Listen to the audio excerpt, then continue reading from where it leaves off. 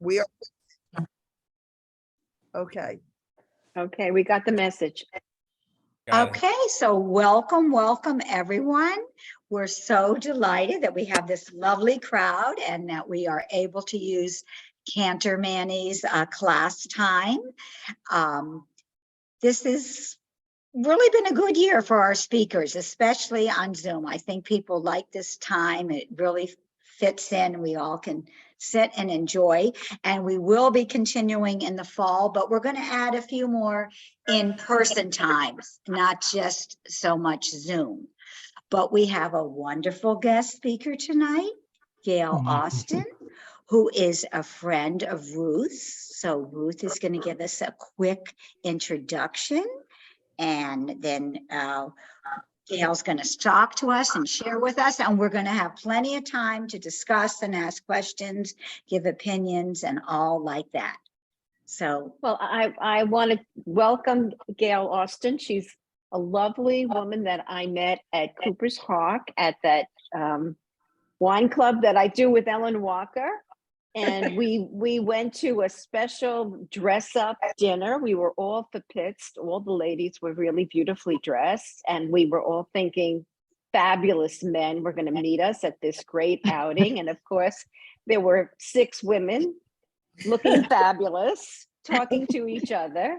And Gail and I struck up a conversation. I told her about my background as a Holocaust survivor child, and she told me that she taught Holocaust at a university, and she leaned into me and said, you know, they treated us terribly as slaves, but they wanted you people dead.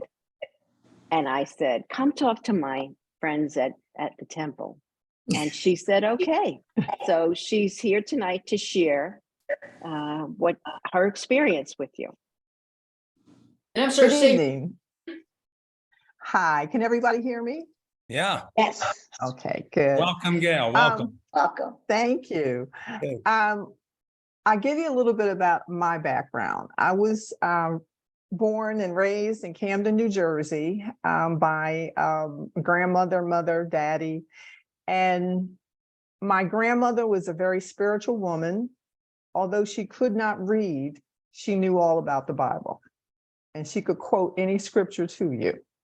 And that marveled me. I don't know how she learned them, but she did.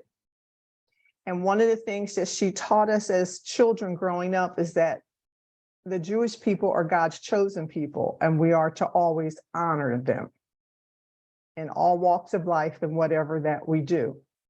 Now, it was said to me as a young child, and you know how things are when you're a young child, that's just one little thing you put in the back of your head and you move on to other things as you grow up.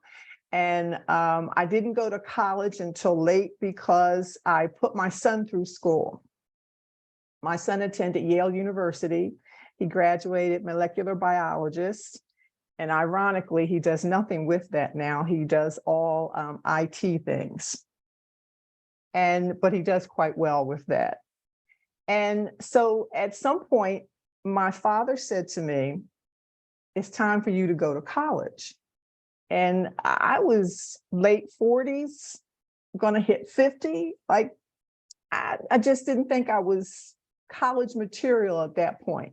But every September or August, my father would call me up and tell me that the college down the street from him, Richard Stockton College, was enrolling, and I should take a class. So to appease my father, I took a class.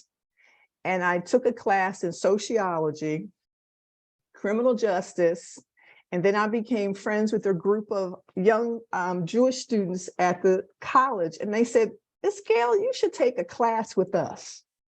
So I took a class with them about the Holocaust. And I was also studying African-American history. And it just, in each of my classes in African-American studies, there was not a class that someone did not do some comparison of the Holocaust and slavery. And their comparison was always that the Holocaust was not as bad as slavery, that slavery was worse. And then when I took my Holocaust classes, I got the flip side. no, the Holocaust is worse. Slavery was better. So I remembered my grandmother always saying that the Jewish people were the chosen ones by God. And that sparked something in me. If you're the chosen ones, why is there a Holocaust? Why are you treated so terribly? I just didn't line up with what I believed should be. So I took my studies seriously, so seriously that the Jewish Community Center in where I went to college, they paid for my college. And as part of my senior studies, I actually went to Germany and visited Dachau and a couple other concentration camps. And my senior paper was actually on the trial of Nuremberg. And because my basic degree was in criminal justice, that's why I was really in school. And I took everything else because I'm an overachiever. If I have any, spare time, I'm going to take a class. And why would I take a class and not get a degree for it? I didn't understand that. So I went to school in 3.5 years and walked out with 4 degrees. And in the meantime, I also got a certificate to teach Holocaust studies at elementary to high school in the state of New Jersey, because you had to be certified, because they did not want the regular teachers to teach the Holocaust because they didn't always convey the information in the proper way or at a level that each student could understand it, and they didn't want it to be brushed through. It was very important how it was taught. And I took that seriously. And the most impressive class that I took in my studies at Richard Stockton College was with Michael Birnbaum. I may be pronouncing that wrong. Birnbaum. He wrote The World Must Know. And he also was very instrumental in the Holocaust Museum in DC in helping organize that. And I took a class with him, and he told us a story about water bottles. He brought a water bottle to class. One was empty and one was half full with water, and the plastic water bottles. So the one that was empty, he said, "This is slavery." And he took the water out of the other bottle and he poured it inside that. And he said, whenever this water bottle starts to get empty during slavery, they would fill it back up. That means they needed to get more slaves to do what they needed to do. Slaves were important. They kept records. They were maintained. They were kept as healthy as you would keep a slave, because it was money. It was a profit, and it was free labor. The other bottle, he said, is the Holocaust. The whole purpose of the Holocaust was to empty the bottle, and then he smashed the bottle and threw it to the ground. He said it was about destruction. It was about eradication of a people. And even now, when I think about it, I get emotional, because that taught me slavery was so different than the Holocaust. For centuries, someone was always there to try to eliminate a group of people. And that was not so in slavery. They were not trying to eliminate us. They just wanted us not to ever gain the confidence or wherewithal to decide to be free and then want to be paid. And that just creates a whole nother economy that they were trying not to have. It was really about money. And in both cases, in the Holocaust and in African studies of the slavery, it's really about money. So does anybody have any questions or thoughts at this point? I have everybody muted, Oh, just so there wouldn't be any distractions. So if you did want to speak, just note that you have to unmute yourselves. no, we're good. Oh, there's a hand. Go ahead. I'm sorry I came late. I apologize. Are you referring that slavery and the Holocaust were related to money? Did I catch that last statement, sweetheart? Yes, ma'am. So you're saying the Holocaust was related to money? Yes. How is it related to money? It's related to money in the sense that those who were trying to eliminate the Jewish people felt that they had, in some miraculous way, gained financial gain that they could not get. So if I eliminate the people that have this unnatural financial gain, I'll have it. So I have to eliminate you. And that way I can have your money. Okay, I understand what you're saying. And in terms of the blacks, how is the money related? They didn't have money and they also had a problem because of that? Is that what you're referring to? No, they did not have money, but they worked for free because they were slaves. So there was the connection between money and. So that others Yes. could get more money, so that Right, their so they owners would could get become more money. rich, Yes, but not I slaves. understand. Slaves, yeah, that wasn't the goal understand. for slaves to I get anything. understand. And with the Holocaust, it was also, in my opinion, jealousy. Yes. I'd like to add one thing, if I may. Besides being Please. the greatest mass murder in the history of the world, as we know it, the Holocaust was also the greatest theft. Billions and billions of dollars were stolen from Jewish people. Everything they worked for, everything they earned Right. was taken and never given back. The The houses, And whatever The was in their factories, house, everything. all of their. I don't know if you visited any concentration camps. I visited quite a few. Yeah, I have. And the thing that is so remarkable to me at all, it's the same at all of them. They took everything from them. Yeah. Shoes, and they kept them. Shoes, clothing, jewelry, money, gold teeth if they had them. There was nothing that they did not take off of them. And there are two schools of thoughts in this that I've studied. One is it's for the humiliation factor. They stripped them of everything. But the other factor is back to money. These are things, although they didn't use most of the shoes and are still there. And they separated the children's shoes from the men's shoes from the women's shoes. And in some concentration camps, they still have the building with those items inside. And I think that meant Ursula. that the land, if they owned anything, it was gone. Wherever they lived now become the property of the government. And there was that you weren't allowed to have anything. Yes, ma'am. Yeah. Desiree? Yes, hi. I think this is a really interesting perspective. There is a book, and I wish I could remember the name of the author. It's called The Cunning of History. And the author talks about Auschwitz as the most perfect slave camp ever. It's just that my perspective in studying the Holocaust is that this was through the Middle Ages, the morphing of religious hatred to racial hatred.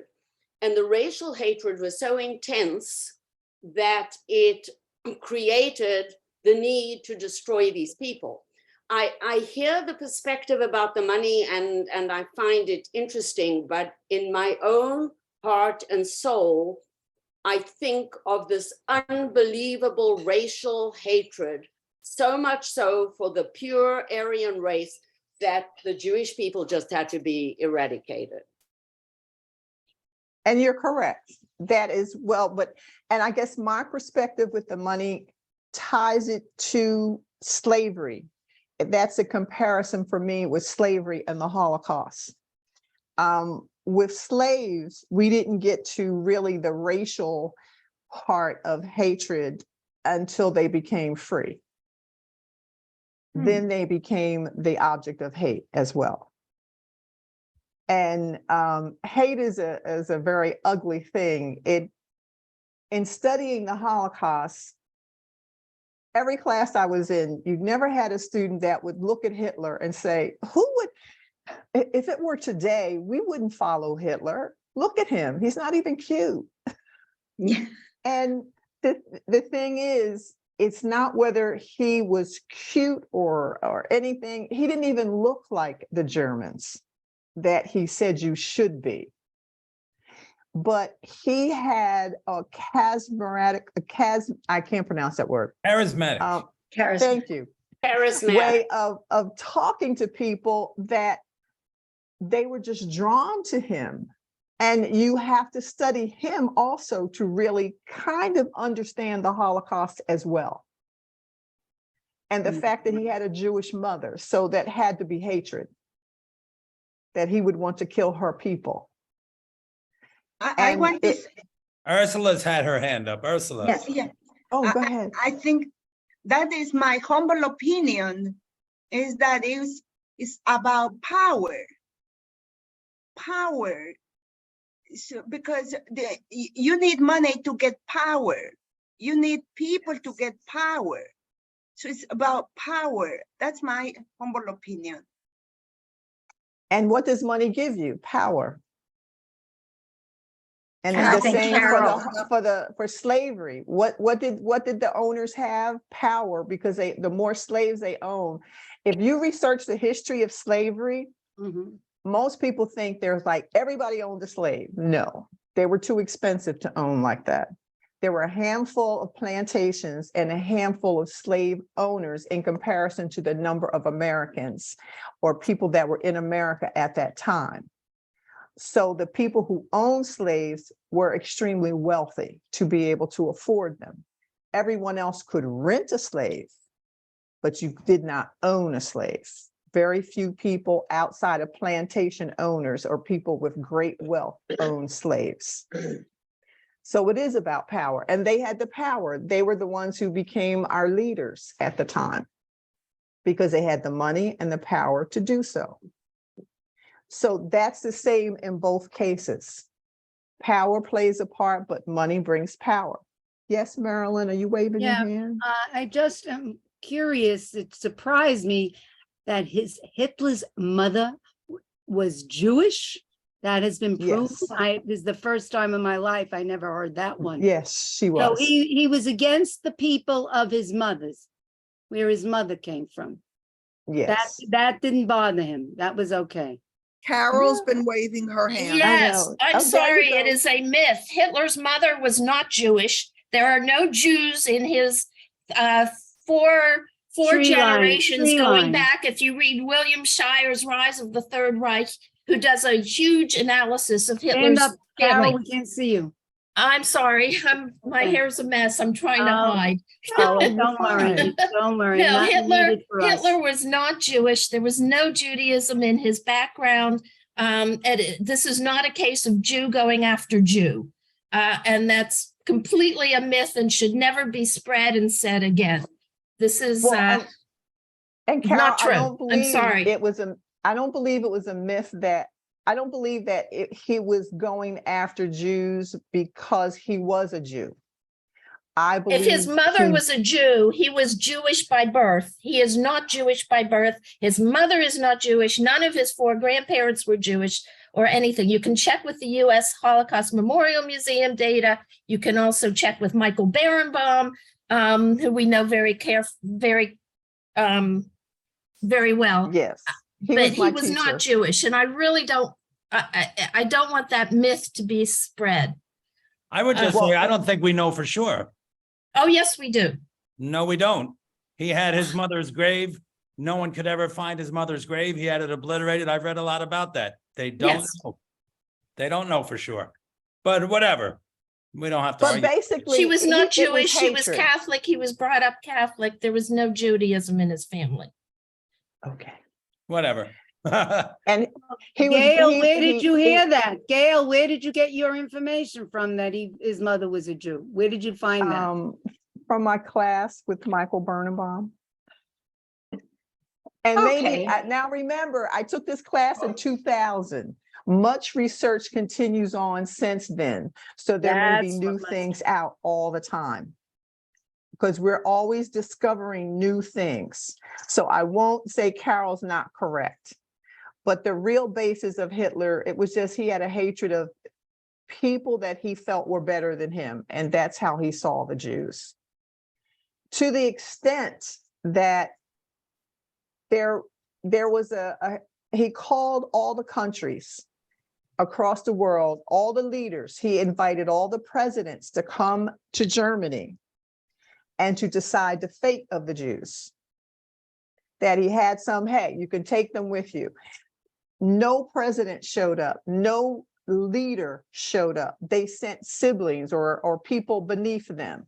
You know, maybe a vice president, maybe a director. No one that was the leader of the country showed up. That's how unimportant it was to the rest of the world at that particular time. They could not foresee what was going to happen, because at one point when, you know, you're going to be next in that list. When he's conquered all of the Jewish people, he'll come for you, which he did. And by the time they realized he would do that, it was too late. And he offered to the leaders of the world, take them with you. If you think this is wrong, take them with you. And I find it ironic that he said that, but you know why he said that? Because he knew in his heart he was going to conquer the world. He was going for world domination. And if he conquered the world, he'll get to them. Eventually, he'll get there and get to that group that you took. Then that also lines you up to be his enemy. Yes, Marnie, you're still muted. Hi, thank you for leading this discussion, Gail. So another irony about Hitler, just that always had me thinking, is, you know, he had this goal to have the world be made up of what he thought was the superior Aryan race. And it had certain specifics about that, you know, like the light skin and the blonde hair and the blue eyes and of German descent. And he himself didn't fit that criteria. And I always wondered, I don't really have a question unless you know the answer other than I just always wondered, how did he formulate that in his mind? And then when you just said, I actually hadn't heard about his mother, and it doesn't matter, you know, whatever, but it just reminded me of what an irony he was, you know, in the way that his belief system, from the mental, I'm a mental health practitioner, and then from the mental health world, it always fascinates me, his mind. Okay, that's it. I don't know. I just wanted to share. Okay. Thank you again. Well, and his mind was quite fascinating, and people feared him. While I was in Germany with my class, we went to visit where he would have every week, everybody in the area had to come to hear him speak. And for the most part, you stood all day. And it might go on for hours. They had the parades and people marching, and you had to come there. Well, initially, there was a zoo near there. And so the women, mothers, would take their children to the zoo to entertain them, so they didn't have to stand there for hours and, you know, start to crying and fretting and whatnot. And so this seemed to work quite well. The children got a little entertainment. The parents got a little relief of knowing their kids were entertained. Well, and as the story goes, Hitler found out about this. And then they showed up one weekend and the zoo was destroyed, because they were there to see him. They were not there to go to the zoo. But it also catapulted him into realizing that children could be used. And children could be used to, if I could garner the children to turn on their parents, and they did. You know, I met some German families that we had the opportunity to stay with while I was there that were children at the time and became little soldiers for Hitler. And they would tell on their parents or tell on their neighbors, which is thought to believe how they found where Anne Frank's family was hiding. That somebody, you know, got a whiff of something and then told someone. Now, the interesting thing is there's no record that if you did tell, you got anything but, you know, an attaboy, like good job. There was no money given. There was no real reward. But he had so talked them into that this is the right thing. This is how we survive. And flipping to slavery, it's pretty much the same way slavery went on for so long. It was the right thing. It's how we survive. These people, the slaves, they don't know any better. They're not that smart. They're not that intelligent. They're happy to work for us. They're happy to give their lives so that we can have things. They can raise our children and the other horrible things that may have happened to their women, the women slaves at the time was okay because they're not really full people. And it just goes to show you, as human beings, we have the capacity to be very harmful. We have the capacity to do these things. But for the same amount of capacity that we have to do evil, we have the same capacity, and if not more, to do good.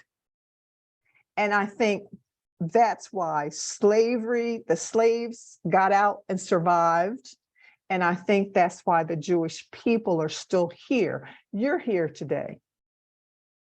Your line was not cut off from the Holocaust, and you may have lost people, but you're still here.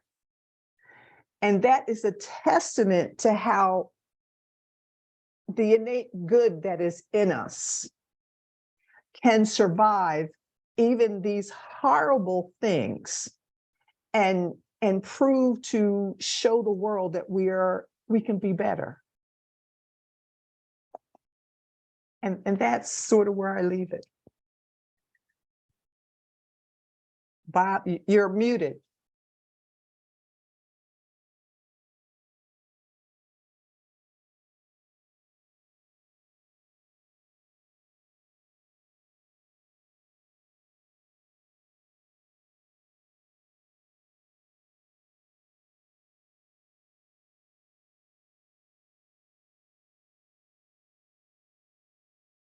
Sharon, can you unmute everybody? There he is. Bob. I Okay. don't have that Okay, yeah. ability. Okay. I would. Thank you so much for this most interesting talk, and congratulations to you on where you have come to. But I wonder, in what you have said tonight, if you are seeing any parallels with what we are seeing in the number of hate crimes we're seeing in this country today. Yes, very much so. Nazis are alive and well in the US. And it's just not the swastika that you see, it's the mentality. There are groups of people here, groups of hate groups that have martyred Hitler and also modeled Hitler. And that's a very dangerous thing. And even in Germany, I've traveled to Germany several times because my sister lives there. And we've been on the train or the bus, and we see they are called skinheads get on a train. And our immediate response is we are alert, we pay attention to them, because in some cases it's almost open season in hate crimes. And it is, I think about my grandchildren. You know, I want them to grow up in a world they can go anywhere they want to, do whatever they want to do, and be friends with anyone they want to be friends with without having any type of repercussions. But we don't necessarily live in that world. So we always have to be alert, pay attention. And I grew up in the 60s. I'm 71. And I grew up in the 60s, and I was taught when you go certain places, there's certain behavior that you have. You don't make a fuss.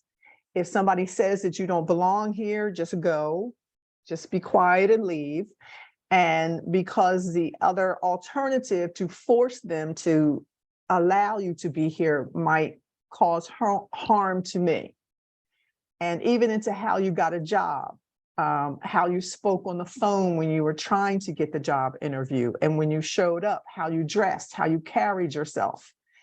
And it was, I think of it as survival tactics that we teach our children. And then I had a son who's, he's much darker than me. And so I taught him, if you're pulled over, just always have your, your identification, everything handy, keep your hands where they can see them. And not that I think every policeman is a horrible policeman. No, we have several policemen in my family that we just love them. And most police I see are good people, but it's just, things that we have to pay attention to. And what I find ironic that we're not doing in this country, we don't cover each other. If I'm riding down the street and I'm going past a church, synagogue, temple, whatever, and I see something that looks a little suspicious to me, I'm calling the police. And when I see something that somebody says something out the way in a store, I say, excuse me, that's not really a good way to speak to someone. You don't have to talk that way. But very few people will do that. And I shouldn't say very few. There are not, it's not bunches. Like when I speak up, I'm the only one in the group that says something. And I think that's something that we need to work on. I think that people are holding their tongue in public when we see something, because now we're so worried about what I want to say road rage, reaction rage. We're so afraid if we just say, now I like how you phrase that, your choice of words isn't appropriate here, but the other person might go ballistic, and we don't know if they're going to pull out a gun or start a fight and all. But I think that we haven't come all that far. We haven't come all that far, and it seems like some days we're slipping backwards. So it never hurts. We can discuss this daily, you know what I mean? Because every day there's a new hope for a new change, a new improvement. And it's up to us to make it. Yes, it's up to us. And I think that's the thing that does encourage me, because I live over in Hollywood and in a development that is, I don't know, people say it's like a Jewish neighborhood. I don't know. I see everybody. So, and I don't really, and to me, I'm like, how do you know? I know I see several Orthodox Jewish family members walking on the weekends. And there was and the women never speak to me, and I understand, because sometimes I have on shorts and a tank top, and that's not appropriate. But I got caught in the rain once at the park down the street, and there was an Orthodox, she was a woman, she was walking her babies, and she came under the tree, and I whipped up the umbrella and covered us all. And we had such a lovely conversation. Now, when I see her and her husband speak to me, and that to me just warms my heart. It's like, sometimes you just have to say hi and wave. And so when I walk up and down, I say shalom. So much so, one of my neighbors said to me, "Are you Jewish?" I said, "No, why?" She said, "You always say shalom." Okay, well, because people say it to me, so I say it back to them. I just like when I meet people of any culture, another language, my father taught us no greetings in different languages. You don't have to know the full language, but know how to say hello and thank you and please. Like in Germany, the big word in Germany is bitte. Bitte, please. You know, that's a courtesy thing. Just know those things and people will welcome you and be kind to you. We lost the art of kindness, but we're finding our way back. I see more and more people trying to be kind, even in what they write sometimes on Facebook, which is amazing to me, that they even write stuff, that they're allowed to write hate on Facebook.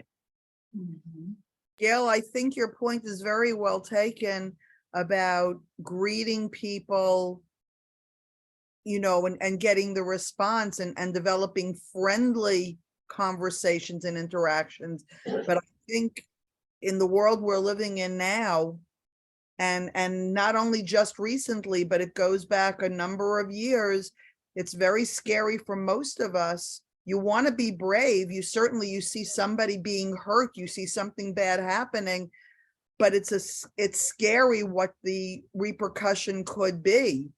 You know, my dad is gone now 13 years, but I can remember while he was still alive, still driving, asking him to please not roll down his car window and scream at people or blow his horn.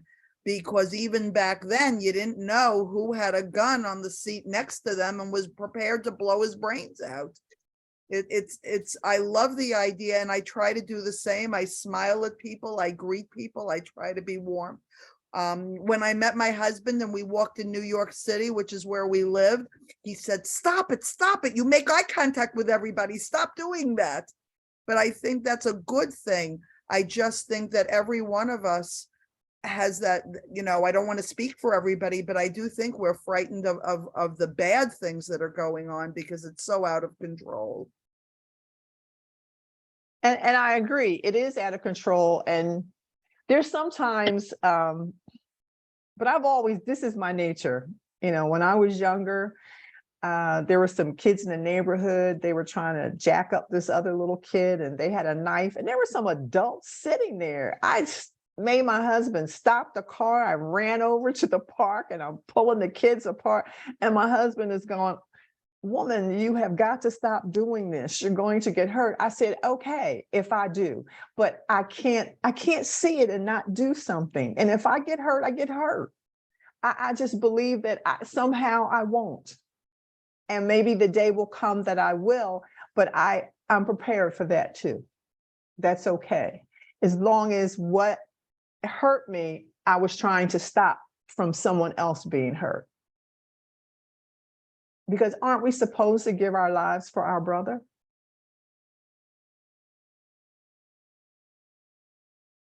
That's very so brave. That's how I try to live my life. It's to be admired. It's very brave. Just raise your hand.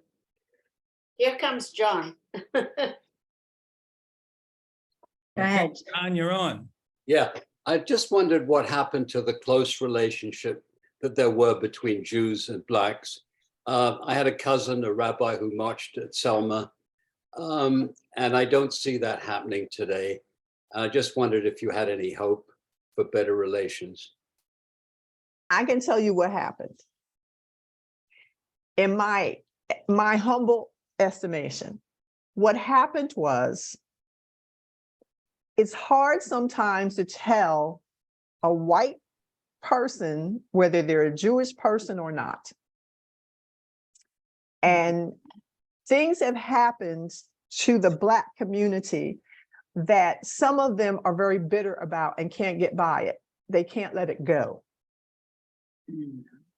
I was 8 years old when I saw my cousin hung by 4 white men. Oh. And killed.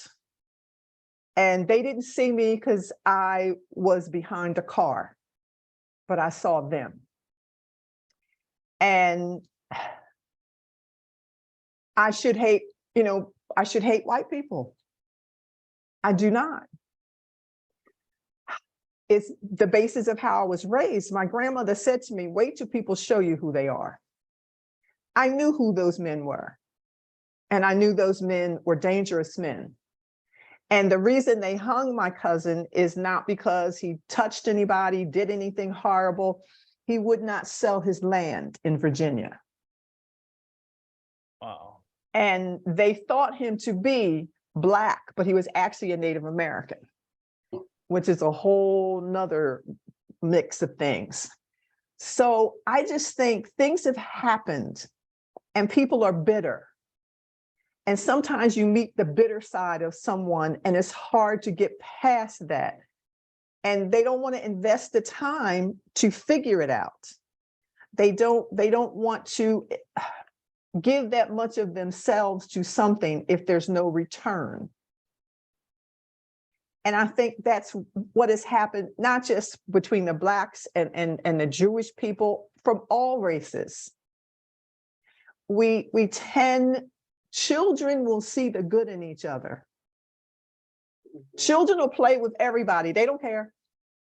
If you got a ball and you're the only kid in the block that has a ball, we playing with you. Come on. We don't care what color, what language. They don't even care if they don't speak the same language. They'll work the game out so we all play and have fun. We've lost that. Everybody wants to win at any cost, and we don't care how we win anymore. And people are become as insensitive as they are now. They're just as sensitive. If I say something that's maybe not the correct thing, what if I didn't pronounce shalom correctly? Half the neighborhood might hate me. Don't say it, just say hello. But when I first started saying it, I don't think I did say it correctly. And someone said, let me help you. But not everybody does that. Not everybody wants to come out of themselves and take that time to get to know. I mean, I grew up in a neighborhood where I knew everybody 6 blocks over. I couldn't do anything in my neighborhood because somebody would tell. Now, something could happen down 2 doors from my house and no one would know. You know, I miss Miss Taylor who lived next door. She was our nosy neighbor, but nothing got by her. We need a couple Miss Taylors in the neighborhood. But the long and the short of it, I think that's just what happened with relationships that became so volatile racially. And there's also that piece. There are people who want us to be divided. Yeah, you're so right. There is something in it for them if we are divided. I think that really resonates, because what you say, and we are all the product of our experiences. So as Jews, should we hate all Germans? Your experience, other than the fact that you're liberated and rational, but the feeling could be, after what you saw your cousin being hung, you should hate whites. And that's the tragedy of there's something in for the polarization. And let me not talk about the politics, but that's where we are today. We're right and we're left, extreme right and extreme left. But you are a visionary. Well, I don't have many years left to have vision, but I will give as much as I have. When you hate, you only hate yourself. For a simple reason, it harms you when you hate. You shouldn't hate anyone. You may not like everybody. You may not socialize with everybody, but you should not hate any group or person. You may not like them and stay away from them, but you should not hate people. When I was in the Army, the group of soldiers that were the nicest were the Blacks, because I treated them nicely. I said hello and I talked to them. I talked to everybody. But what gets me in this country is, and I was on the telephone with the health insurance, and just I give a name and all, et cetera, make sure I'm the right person. And he said, "What's your ethnicity?" Ethnicity. And I said, "I'm American." And until everybody says they're American, this will be a great country. If everybody says, "I'm an American," where are you? I'm an American. And we become a great country. Until then, we're at each other's throats for no reason at all. Ruth raised her hand. Yeah, I want to say something. We have our Temple Bethel has a real vision to reach out to other cultures. And Gail has been to several of our functions you were at. Tell them what you attended that we shared with us. I think the very one, I'm not sure if it was the first one, but the first one you invited me to, it was inside and you had speakers, and then one was a dinner. Yeah. And Oh then yeah, the it was the gospel choir. anti-hate. Yeah. Yes. Was speaking, and yes. And we as Jews have a responsibility to do good in the world. And it's when Israel was created, the vision in 1902 that Herzl presented in Out New Land, he expresses in a character named Steinek, and he says, this is what he says, I'm quoting, oh gosh.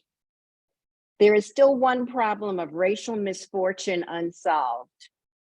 This is after the vision of Israel. "The depths of that problem, in all that horror, only a Jew can fathom. I mean the African problem. Don't laugh, Mr. Kingscourt," he says to the other character. "Think of the hair-raising horrors of the slave trade. Human beings, because of their skins, are black, are stolen, carried off, and sold. Their descendants grow up in an alien surroundings, despised and hated because their skin color is different. I'm not ashamed to say, though, that I thought this ridiculous. Now that I have lived to see the restoration of the Jews, I should like to pave the way for the restoration of the Africans." And Israel has done a lot for Africans, especially the African Jews. So they did 2 missions. One, it's Moses, and one was Solomon, to bring the Ethiopian Jews as citizens to the United States. In 1949, they carried over something like 500,000 from Yemen. And the countries, once Israel was established, there was a real effort to get those Jews into Israel, the Black Jews into Israel, and they were given citizenship. And today, there is a reciprocity between a school in Israel that is for orphans to give them a better life, give them education, and get them a head start. And it's from K through 12. And this program is in Rwanda and Uganda. And so they are spreading that kind of grassroots education. And actually, at this point, they're learning from each other. So it was our responsibility to reach out and help, and in that way to create a bridge between us, so that we can make a better world, Gail. We can make a better world. Yes. So we're trying. Yeah. But I will leave you with one story that's a cute story. My mother, I don't know, it was a Black family, Native Americans and African Americans. But my mother could not fry chicken if her life depended on it. Nor could she cook really good collard greens. So, I mean, she was in jeopardy there. Now, she could fry bread, So, but my mother was more like, she was more like an upscale cook, and we were always marveled at this. Like, what do we know when we get the roast with the little napkins on the end, the crown roast? What is that? Well, my grandmother used to clean the temple, the Catholic Church, Baptist Church, all the churches in the area.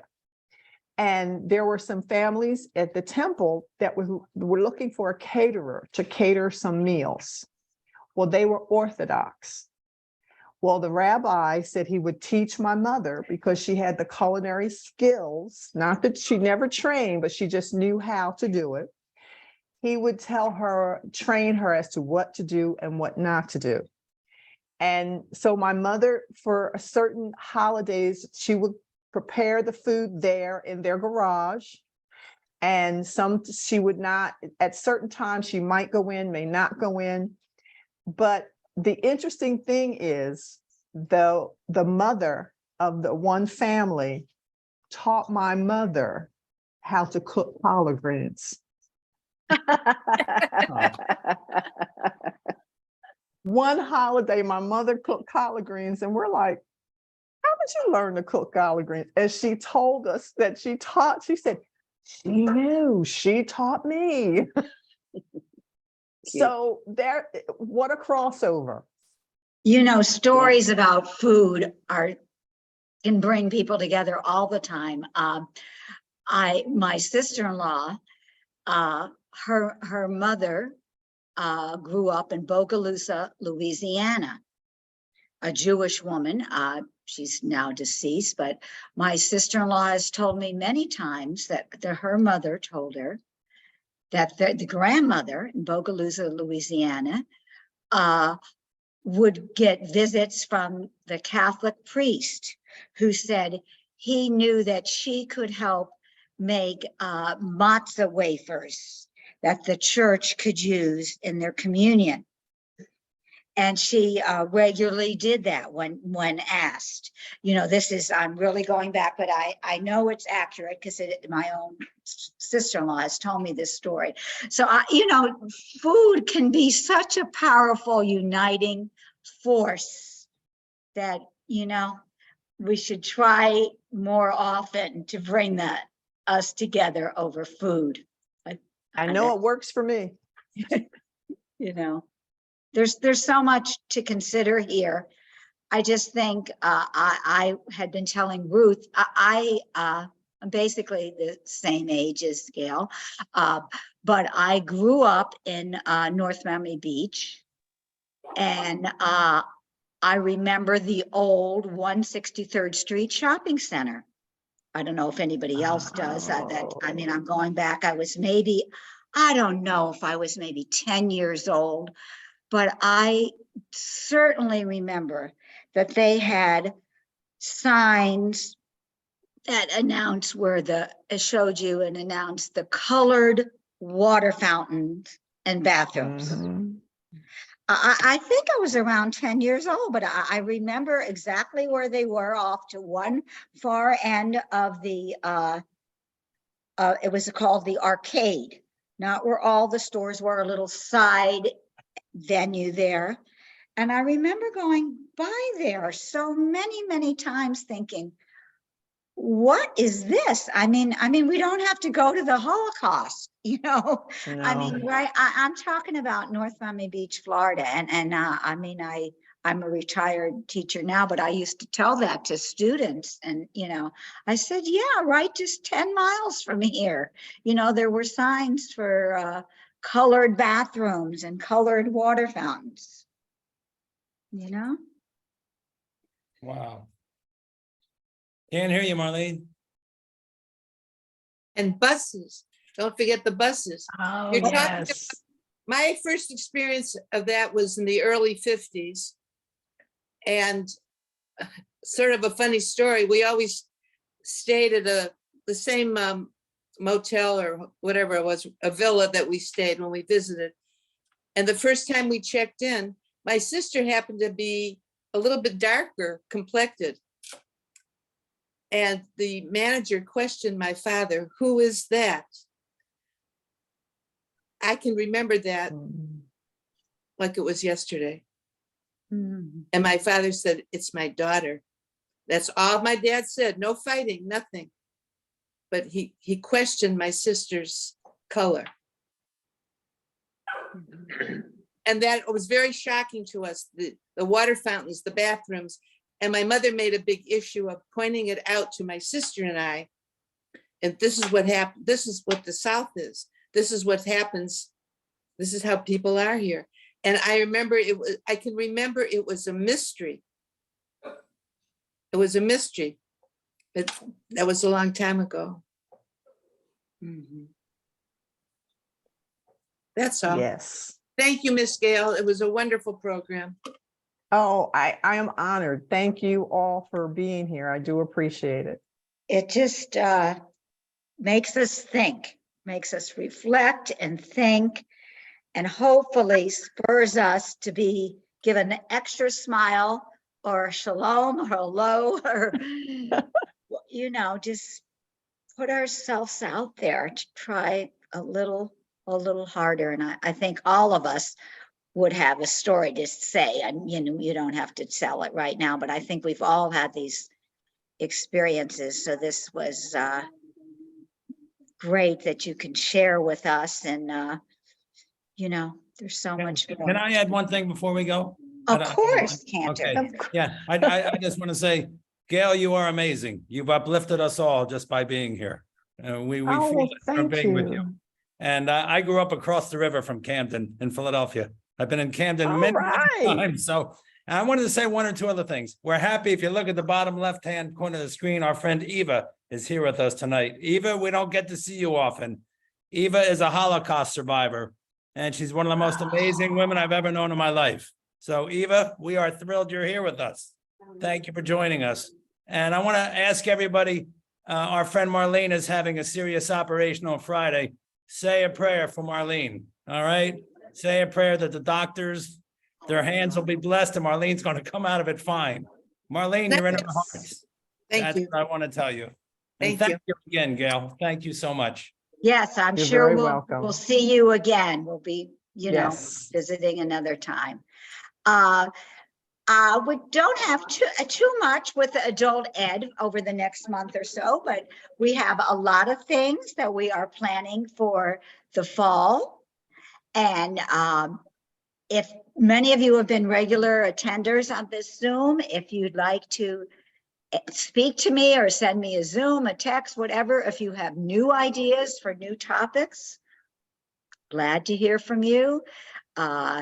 Carol Edelman, Stanley Leskin, and myself will be planning some programs going forward, and we're going to have some on Sunday mornings and continue to have some on Wednesday evenings, and change it up a little bit to invite more people to chit chat with us and get to know each other and even better.